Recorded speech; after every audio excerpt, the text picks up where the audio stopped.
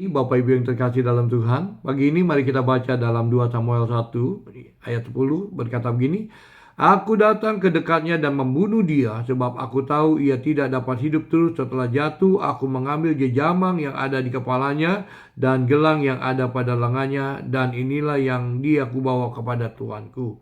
Lalu Daud memegang pakaiannya dan mengoyaknya dan semua orang yang bersama-sama dengan dia berbuat demikian dan mereka meratap, menangis dan berpuasa sampai matahari terbenam karena Saul, karena Yonatan anaknya, karena umat Tuhan dan karena umat Israel, sebab itu mereka telah gugur oleh pedang.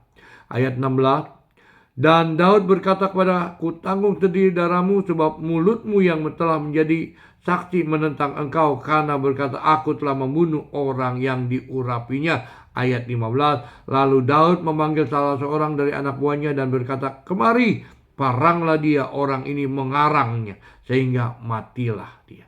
Lihat saudara, kisah ini mengisahkan tentang orang Amalek yang mengarang kisah dusta, kisah bohong saudara. Bagaimana dia dikatakan menolong seorang yang bernama Saul, Raja Israel untuk mati saudara. Karena pada saat itu Saul sudah luka parah saudara.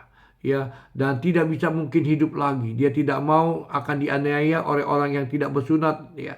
Lalu kemudian saudara dia meminta tolong untuk dibunuh oleh penjaga pemegang pedangnya saudara. Namun penjaga pedangnya tidak mau membunuhnya saudara. Lalu kemudian dia menjatuhkan dirinya kepada pedang yang sudah didirikan dan mati dia di situ. Lalu kemudian saudara penjaga pedangnya pun jatuh di situ dan mati juga. Lalu dikisahkan di semuanya keluarganya meninggal termasuk Yonatan. Namun tiba-tiba ada orang Amalek saudara yang mengaku-ngaku, yang mengarang-arang bahwa dialah yang membunuh supaya dia mendapat belas kasihan dari seorang Daud saudara. Nah di kisah itu akhirnya Daud tahu saudara dan akhirnya dibunuhlah, diparangnya saudara. Matilah orang Amalek itu. Nah pagi ini saya hanya ingin berpesan saudara kepada setiap jemaat yang dikasihi oleh Tuhan. Biarlah setiap kita saudara berani berkata jujur, ya jangan mengarang saudara. Jika iya, katakan iya, jika tidak katakan tidak. Selebihnya itu berasal dari yang jahat. Matius 7 ayat 3, Matius 5 ayat 37.